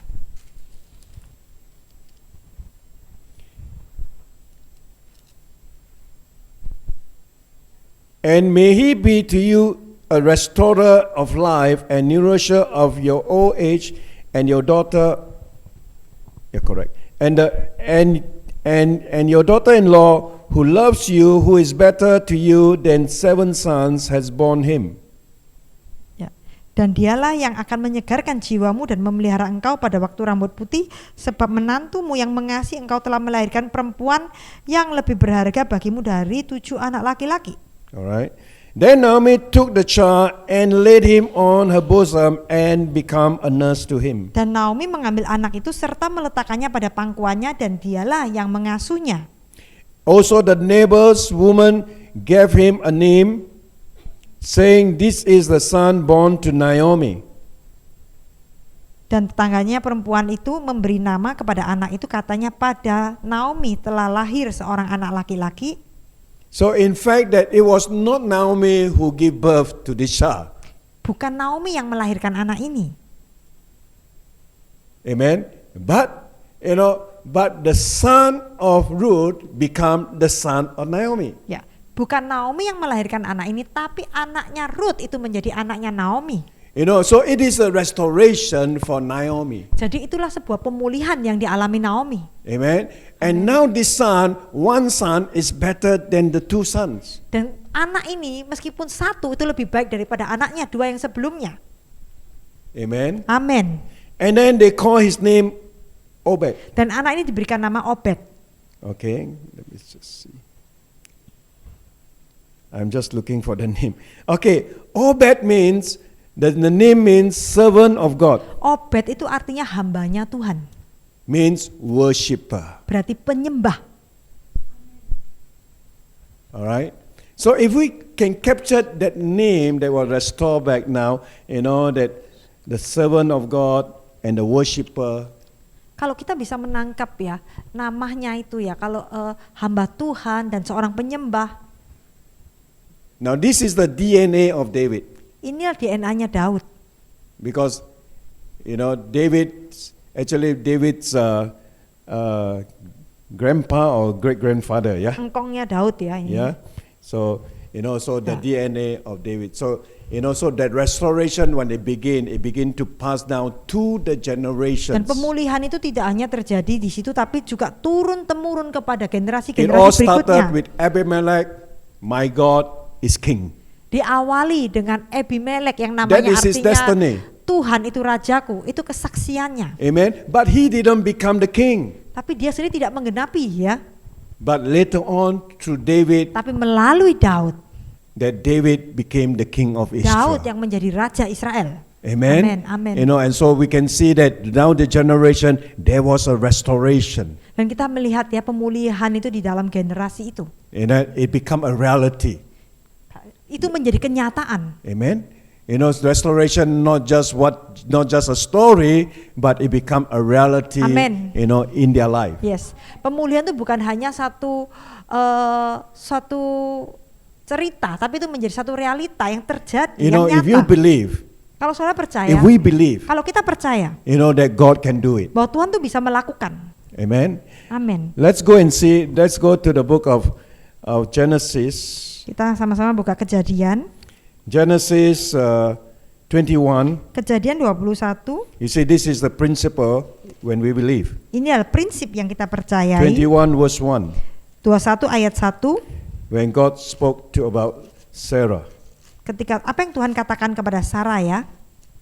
And the Lord visited Sarah as he had said the Lord, and the Lord did for Sarah as he has spoken. Tuhan memperhatikan Sarah seperti yang difirmankannya dan Tuhan melakukan kepada Sarah seperti yang dijanjikannya. Amen. Amen. Say what God said, Apa yang dikatakan oleh Tuhan, God will do. itu berarti dia akan menggenapinya. If God said that I'm going to restore back Kalau to Tuhan you janji aku akan memulihkan untuk kamu fourfold, sevenfold, 4 kali lipat, 7 kali lipat. you know, I'll restore back the years that the locusts have eaten. Aku akan memulihkan tahun-tahun dimakan oleh belalang. You know, it could be years. Mungkin bisa tahunan. Yeah, that the devil have been taking from us. Ya, tahunan itu dicuri oleh iblis. You know, no breakthrough. Tidak ada terobosan. You know, no victory. Tidak ada kemenangan. You know, probably that we have been suffering for a long time. Ya, dan mungkin itu cukup menderita, cukup Yeah, it lama. looks like impossible. Kayak Anda tidak mungkin. You know, but when God said, I will restore the years, Tapi ketika Tuhan berkata, aku akan pulihkan tahun-tahun itu. God can restore the Maka Tuhan years. bisa pulihkan itu. Amen. Amen. The years can be done in one day. Itu bisa dipulihkan hanya dalam satu hari. That's why Jesus said that, you know, give us this day, Maka our itu daily bread. dikatakan oleh Tuhan Yesus, berikan kami pada hari ini, One day. satu hari. Just like Elisha said to, you know, during the time of famine, he said, by the time tomorrow, everything will come back to normal. Seperti yang dikatakan oleh Elisa ya, waktu musim kelaparan, sampai besok semua akan kembali normal. Yeah, everything, the price will be normal again. Harga-harga, The fly is not going to be sembakonya expensive. semua kembali Everybody normal. will have food to eat, Semua orang punya bisa makan, and you're going to have more than enough. dan kau akan punya lebih dari cukup. Amen. God can bring that restoration. Tuhan bisa mendatangkan pemulihan itu. Yeah, God can bring the restoration to our health. Tuhan bisa mendatangkan pemulihan itu kepada kesehatan kita. In the book of Jeremiah chapter 30 Yeremia 30 verse 17. ayat 17. Can you read? Sebab aku akan mendatangkan kesembuhan bagimu, aku akan mengobati luka-lukamu. Demikianlah firman Tuhan, sebab mereka telah menyebut engkau orang buangan, yakni sisa yang tiada seorang pun yang menanyakannya. And so, you know, so God said that He want to restore back our health as well. Dan Tuhan berkata bahwa dia mau memulihkan kesehatan kita. And so this morning, Jadi pagi ini, you know, the season of restoration has already begun. musim pemulihan itu telah tiba. Amen. Amen. Whatever thing that you lost, Apapun yang terhilang dalam hidupmu, whatever thing that the devil has stolen from us, apapun yang dicuri oleh iblis dalam hidupmu, you know that God is a restorer. kita tahu bahwa Tuhan itu Tuhan pemulih. And then because of the things that have happened, you know, in the last couple of years, 4 Karena years, hal-hal yang terjadi mungkin di 4 since tahun terakhir. COVID-19, a lot of us lost a lot of things. Ya, dari sejak COVID mungkin banyak kita yang kehilangan banyak hal. Yeah, we lost opportunity. Kita kehilangan kesempatan, You know, we lost business, kita kehilangan pekerjaan jobs, kita, health. usaha kita, loved kesehatan one. kita, orang yang kita kasihi. You know, whatever thing that was at loss. Apapun yang sudah terhilang dalam hidup But we ini. can believe that our God is a God that can restore. Tapi kita dapat percaya bahwa Tuhan yang kita sembah itu Tuhan yang bisa memulihkan. How many of you believe for restoration? Berapa dari saudara percaya? Amen. Amin. You know, when God restore back, Ketika Tuhan itu pulihkan kembali, you know, it's going to be better than previously. maka itu akan jauh lebih baik daripada yang sebelumnya, kondisi sebelumnya. Amin. All right, let's turn to our feet. Sama-sama saudara berdiri. Hallelujah.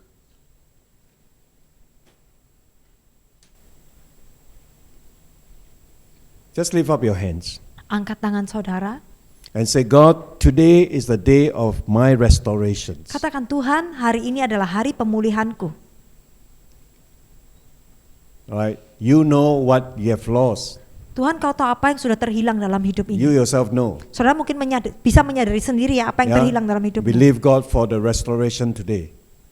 Kita serahkan kepada Tuhan, kita percayakan kepada Tuhan untuk restorasi itu terjadi. Some of you need to be restored back physically. Ada yang saudara butuh dipulihkan secara kesehatan saudara. You need to be fisik restored saudara. back in your relationship. Saudara perlu dipulihkan hubungan. You know, you need to be restored back in your, in your finances. Saudara perlu dipulihkan keuangan saudara. You lost opportunity. Saudara kehilangan kesempatan. You know, contract got lost. Business deal not Perjanjian got di dalam through. usaha kontrak kerjaan saudara mungkin terhilang. Yeah, you know that you have been robbed. Saudara tahu saudara sudah ada yang tercuri dari hidupmu. But today, Tapi hari ini we got good news. kita ada kabar baik. God can restore back Tuhan everything bisa back into pulihkan our life. segala sesuatu itu di dalam hidupmu. Amin. Amen. Amin. Even though how long it might take, Tidak peduli seberapa lama itu sudah terjadi. but God is faithful. Tapi Tuhan itu setia. You know, it just remind me of Elimelech. I never seen this in my, in the scriptures that Saya hanya his teringat- name is my God is King. Kepada Elimelek ya, saya nggak pernah menyadari hal ini ada bahwa namanya Elimelek ternyata adalah Tuhan adalah Yeah? rajaku. He had a high calling. Dia He punya got a great panggilan yang tinggi, destiny, but ended up defeated. tapi ternyata hidupnya mengalami kekalahan. Yeah, and defeated, and he was, and he died outside, even outside, Bahkan outside dia mati di luar Bethlehem. Bethlehem. And the destiny for his life did not come to pass. Dan kesaksian yang seharusnya menjadi ada di dalam hidupnya itu tidak digenapi. But it came to pass, Tapi itu tergenapi through his grandchildren. melalui cucunya, Yeah, through David. melalui Daud, David become the keturunannya. king. Daud That naik jadi speaks raja. about restorations. Itulah pemulihan. And so God will do it for us as well. Dan Tuhan akan melakukan juga bagi kita. Father, we thank you, Lord, for this wonderful morning. Bapa, kami bersyukur buat pagi yang sangat indah ini. Lord, this is going to be the seasons of restorations. Tuhan, ini akan menjadi musim restorasi. Many of your people is going to experience it. Banyak daripada umatmu akan mengalaminya. Lord, that they are going to prosper. Tuhan, mereka akan menjadi makmur. They are going to get well. Mereka akan menjadi sembuh. Lord, that they are going to have favor. Mereka akan dapatkan perkenanan. They are going to, yes, oh God, going to increase. Mereka akan terus bertambah-tambah Because, Lord, that because of the seasons Karena of musim restorations. pemulihan itu. And Father, I pray for each and every one in Bapakku this room, berdoa buat setiap daripada saudaraku yang ada that di they tempat will see ini. that restoration Biarlah as mereka well. melihat pemulihan itu terjadi.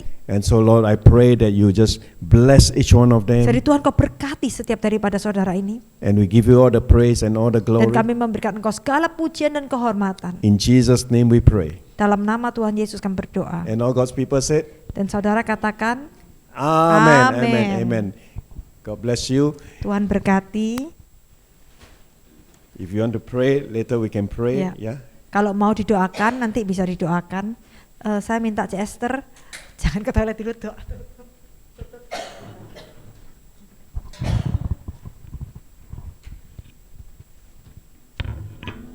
Kita sangat diberkati ya pada pagi ini ya. Kita mengerti bahwa restorasi itu terjadi mulai saat ini itu diimani.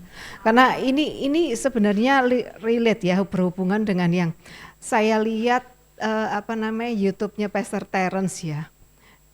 Pastor Terence juga mengingatkan kita, mengajarkan kita bagaimana pohon bambu itu yang ditanam ya. Dalam 5 tahun itu tidak ada pertumbuhan. Sedikit sekali pertumbuhannya ya. Jadi kalau orang yang nanam pohon bambu tuh bisa frustasi kan, melihat kok enggak ada pertumbuhan. Wah, kadang kan orang mikir, oh, saya sudah menabur, saya sudah melayani, saya sudah berbuat baik, kok enggak ada pertumbuhan. Nasib, maksudnya hidupnya ya masih sama-sama aja ya. Nah, Pastor Terence mengajarkan dalam 5 tahun pohon bambu itu bertumbuh dengan sangat pesat. Dan pertumbuhannya bukan tahunan, harian, dalam 1 hari bertumbuhnya dengan signifikan ya. Nah seperti itu juga kalau kita percaya, kita saat ini mungkin belum melihat, tapi satu saat nanti kita akan melihat pertumbuhan itu sangat cepat sekali terjadi. Ya, itu yang saya dapat juga waktu mendengarkan Pastor Terence kemarin. Mari kita berdoa. Tuhan, kami mengucap syukur untuk pengajaran hamba-Mu Pastor David Lai, juga untuk anak-Mu Teresia yang sudah menerjemahkan. Boleh memberkati setiap kami Tuhan, kami percaya dan kami menerima dengan iman pertumbuhan dan perubahan, restorasi itu terjadi, dimulai dari keluarga kami, dari hidup kami, dan kami percaya itu akan terjadi juga untuk kota kami, bangsa kami, negara kami Tuhan. Restorasi terjadi atas Indonesia juga. Kami mencintai Indonesia, kami mencintai bangsa kami mencintai kota kami, dan kami percaya pemulihan juga akan terjadi atas bangsa kami. Terima kasih Bapa, di dalam nama Tuhan Yesus. Kalau sebentar kami akan kembali melanjutkan aktivitas kami akan pulang ke rumah kami masing-masing. Penyertaan perlindungan daripada Tuhan menyertai kami semua. Di dalam nama Tuhan Yesus kami berdoa dan mengucap syukur. Haleluya. Amin. Now, before I continue, I just want to add on to the bamboo.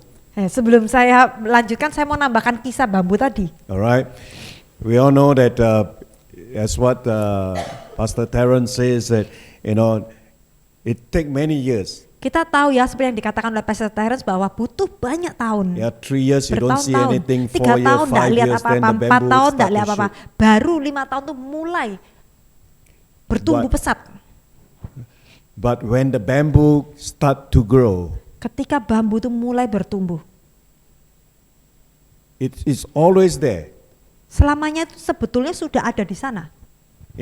and it will keep on growing. Dan dia akan terus bertumbuh. Because even 5 years later, 10 years later, 20 years later, you come back to the same spot where you can see, you can see bamboo trees. Kalau saudara kembali ya 5 tahun, 10 tahun, apa tahun berikutnya saudara kembali, saudara akan lihat bambu itu It ada will di still sana. be there. Akan terus ada di sana. It's a perpetual thing. Dan itu akan terus menerus ada di situ. Yeah, it will grow forever. It Itu will be terus there forever. bertumbuh selamanya. How many of you have seen bamboo? Berapa saudara pernah lihat bambu ya? Yeah, 10 years later you come back, it's still 10 there. tahun 20 masih di years situ, later, 20 it's still tahun dia there. masih di situ saudara. And it's still growing. Dan terus bertumbuh. This is how when God bring restoration, Dan inilah ketika Tuhan mendatangkan pemulihan. it will last forever. Itu sampai kepada kekekalan saudara. Amen. Amin. And so this testimony is about a lady. Jadi kesaksian tentang seorang wanita. So one day, so in a meeting, so she came, she said, Pastor, Di pray dalam for me. sebuah ibadah dia katakan, Pastor doakan saya. He says, we were given the notice that 1 month, if we don't pay up what we owe the bank for the house, Ya, jadi perempuan ini berkata, Pastor, kita dikasih surat peringatan kalau 1 bulan kita nggak melunasi apa yang kita hutang kepada bank ini, the bank will take over the house. maka bank ini akan menyita rumah kami. All right. And so we prayed, Jadi kita berdoa, prayed for supernatural things to happen. kita berdoa untuk God intervene, pertolongan God supranatural provide. daripada Tuhan supaya Tuhan They also campur do not know how tangan. the money going to come, Mereka yang nggak tahu uangnya nanti datang dari mana, but they know that God can supply. tapi mereka tahu bahwa Tuhan bisa menyediakan. Amen. The Amen. ways we might not know. Caranya kita nggak tahu. Yeah, that one we leave it to God, but we can believe we can believe God can God Ya, that restore. itu serahkan kepada Tuhan, tapi yang perlu kita percaya hanya Tuhan bisa, Tuhan sanggup, Tuhan mau. And so 6 months later, I went back to the same church to Jadi preach. 6 bulan kemudian saya kembali ke gereja yang sama untuk khotbah. So this time, this lady came up to me. Jadi wanita yang menghampiri saya lagi, So she said, Pastor David, do you remember me? dia katakan, Pastor masih ingat sama saya? I look at her, Saya I lihat couldn't sama figure dia, out. saya lupa sama dia. Yeah, because now, this lady come with a watermelon face. Karena sekarang mukanya seperti semangka, saudara. Yeah, when first time came like papaya face. Kalau dulu kayak kates mukanya, Yeah. panjang. I tell you, I couldn't recognize her at all. Jadi saya nggak bisa mengenali dia. So she told me, she said that, Pastor, remember that we pray for my house. Dia katakan, Pastor ingat nggak dulu kita pernah doa untuk rumahku? Then I asked her what happened. Lalu saya tanya, apa yang terjadi? Yeah, so she told me the story that, during the time that there's so much money that they need to pay off for the house. Jadi di waktu itu dia katakan mereka waktu saat itu membutuhkan uang begitu banyak untuk melunasi In hutang 1 itu. month. Dalam 1 bulan Need 400 juta rupiah. perlu 400 juta.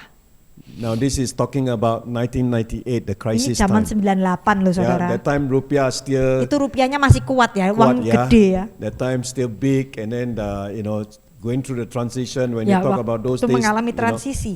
and everybody is stuck.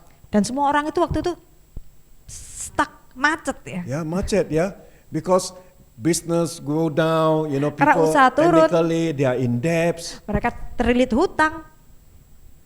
We're not talking about good time, people got extra money can lend you. During that time, everybody is for their own. Itu bukan zamannya, itu zaman baik ya, mungkin bisa dapat hutang dari orang. Tapi waktu zaman itu zaman yang sulit, semua orang mikirkan diri sendiri. Yeah, it looks impossible. Jadi nggak mungkin kayaknya ya. Amen.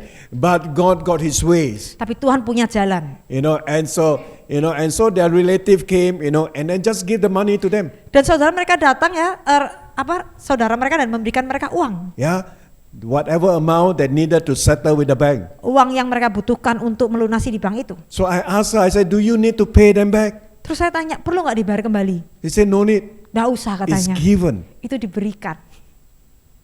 That's God. Itulah Tuhan. Amen. That's not man. Itulah Tuhan. Itu bukan manusia. Amen. Amen. God can do it in the Kalau past. Tuhan God can bisa do it lakukan, again. Tuhan bisa lakukan juga buat hidupmu. Whatever situation you may be. Apapun yang kau alami saat ini. Yeah, we even had like relationship. Bahkan hubungan. There's this couple. Ada seseorang sepasang That suami istri ya. one day the husband just walk away. Suatu hari suaminya tuh tiba-tiba lari dari rumah itu. Yeah, and so she was left with a little child. Jadi dia dibiarkan saja dengan anaknya yang kecil. And then did not see the husband for the next 3 years. Lalu selama 3 tahun nggak pernah ketemu suaminya lagi. Yeah, they live in the same city, work in the same city. Mereka tinggal di kota yang sama, Yeah, but never met. tapi nggak pernah saling berjumpa. And so we asked the lady, she said that now if your husband one day wants to come back into your life, are you ready to accept him? Jadi kita tanya istrinya, kalau suatu hari suamimu kembali ke hidupmu, apa kamu siap menerima? And she said yes, she's willing. Dia katakan, iya aku mau. And after that, probably about few weeks later, the husband called her. Lalu beberapa minggu kemudian suaminya tuh telepon sama dia. Yeah, call her and want to Telepon. meet with her. Mau ketemu. She also was surprised, Dia kaget, that this man, all this time, 3 years, no phone call, selama ini 3 did not tahun see nggak ada him. telepon, nggak ada kabar. Yeah, for 3 years. Selama 3 tahun, Suddenly, he wants to meet her. tiba-tiba mau ketemu dengan dia. And so, and of course, since she's willing to take him back, so they went out for the date. Jadi karena dia mau ya ketemu suaminya, jadi mereka itu kencan lagi. And so, the first date, Di kencan pertama, straight away, the next week, this man came and lived with her. lalu minggu berikutnya suaminya pulang, tinggal di rumahnya. Amen. Amin. Restoration can be fast, no need to wait for so Pemulihan tuh long. bisa cepet, nggak usah tunggu lama-lama. And so stay, and then discover, of course, we know that this man, that have another woman before. Jadi ternyata lakinya ini sebelumnya punya wanita lain. And so that woman control him, cannot come out. Jadi wanita itu yang mengendalikan suaminya ini supaya tidak bisa lepas. And so, and so he wants to go back and collect the passport. Jadi suaminya ini mau pulang, kamu ambil paspornya di wanita itu. So we told him no need to go, make a new one. Terus kita Just katakan, report your sudah tidak usah passport lost. kembali lah, kamu lapor hilang aja, bikin baru. Amen. Don't look back. When Jangan God, menoleh ke belakang. when Amin. God have done a new work in your life, Kalau Tuhan don't sudah look melakukan back. pekerjaan baru, jangan menoleh ke belakang. But just keep on going. Terus bergerak ke depan. And so of course, out of that they have another child. Jadi setelah itu mereka punya anak lagi, And so, and they serve God. dan mereka melayani Later on, Tuhan. that man also become the leader in the church. Dan sekarang orang itu yang laki sudah menjadi pemimpin di gereja. Amen. Amin. It is called restoration. Itulah pemulihan, saudara. Nothing is impossible. Tidak ada yang mustahil bagi Tuhan. Amen. Amin. Amin. Hallelujah. Haleluya. Thank you, Jesus. Terima kasih Tuhan. Terima kasih ya. Kita diberkati ya saudara ya. Saya percaya setiap kita satu persatu nggak ada yang nggak butuh pemulihan loh. Ada nggak saudara yang sudah nggak butuh? Porsinya bisa diberikan saya kalau nggak butuh. Pasti semua itu butuh. Pasti semua diberkati mau kita dalam pelayanan, dalam keuangan, dalam hubungan. Tuhan itu luar biasa ya. Hari ini saya percaya, saya belajar gini ya. Waktu pastor berkata, tahun ini tahun pemulihan. Saya teringat bahwa banyak hamba Tuhan kesini bilang, pelayanan ini pelayanan pemulihan gitu. Tapi karena pikiran saya sempit, saya pikir oh pemulihan itu pemulihan hati kita kepada Tuhan ya, pemulihan kesembuhan, pemulihan batin. Tapi hari ini tuh seperti disingkapkan lebih lagi ya, pemulihan keuangan, pemulihan semua janji-janji Tuhan ya, bahkan janji-janji yang kalau kita ngomong mungkin kok kayak duniawi gitu ya, oh janji keuangan, janji hubungan, janji mungkin segala sesuatu pekerjaanmu apa. Saya percaya kalau hari ini pastor katakan tadi gini, ini message-nya masih baru loh ya, saya enggak bisa kasih ayatnya dulu karena saya harus flow sama Roh Kudus ya. Saya percaya Tuhan ini mau mulai sesuatu, karena ketika kita dipulihkan maka kita akan menjadi agen-agen penyalur pemulihan kepada orang lain ya. Terima kasih. Kita mungkin tadi Cesar sudah doa penutup ya, saya nggak perlu doa lagi ya. Ya itu mungkin dari saya. Tuhan berkati, sampai ketemu minggu depan ya.